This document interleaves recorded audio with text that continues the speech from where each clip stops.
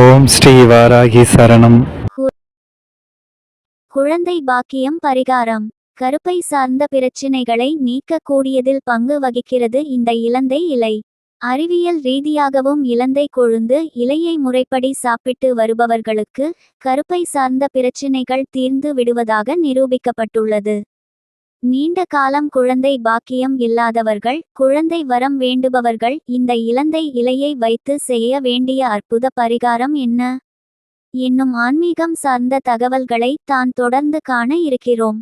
இலந்தை பொதுவாக 2 விதங்களில் நமக்கு தெரியும்.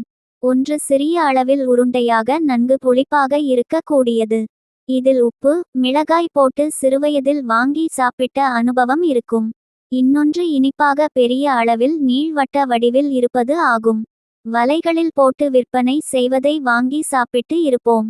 இதில் இனிப்பாக இருக்கக்கூடிய இலந்தை மரத்தின் இலைகளை கொழுந்தாக பார்த்து பறித்து கொள்ள வேண்டும். கொழுந்து இலந்தை இலைகளை பறித்து வந்து கருத்தரிக்க நினைக்கும் பெண்கள் மாதவிடாய் காலத்தில் அதை பயன்படுத்த வேண்டும்.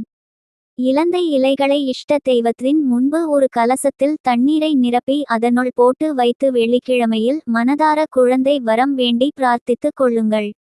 பின்பு மாதவிடாய் நாட்களில் முதல் 2 நாட்கள் இந்த இலைகளை மருத்துவத்திற்கு பயன்படுத்த வேண்டும். நீங்கள் எளிதாக பறித்து கொள்ளும்படியாக உங்கள் வீட்டு அருகாமையில் இந்த மரம் இருந்தால் பிரஷாக பறித்து கொள்ளலாம்.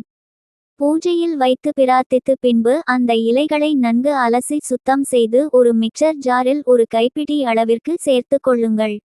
அதனுடன் 6 மிளகு, 4 பல் பூண்டு தோல் உரித்து சேர்த்து கொர்கொர்வென்று அரைத்து கொள்ள வேண்டும். தண்ணீர் எதுவும் சேர்க்கக்கூடாது. அரைத்த விழுதை உருண்டை போல பிடித்து வைத்து கொள்ளுங்கள்.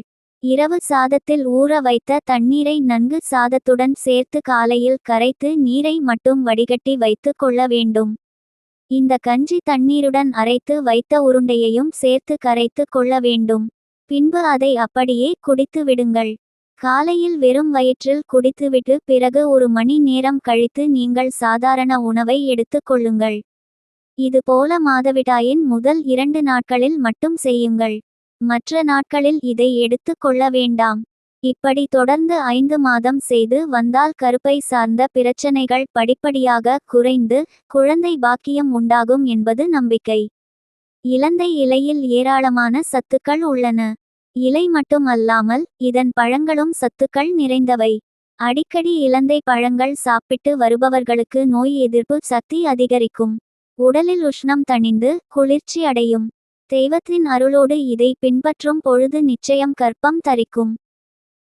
பயனுள்ள ஆன்மீக தகவல்களை கேட்க நமது சேனலை சப்ஸ்கிரைப் செய்து கொள்ளுங்கள்.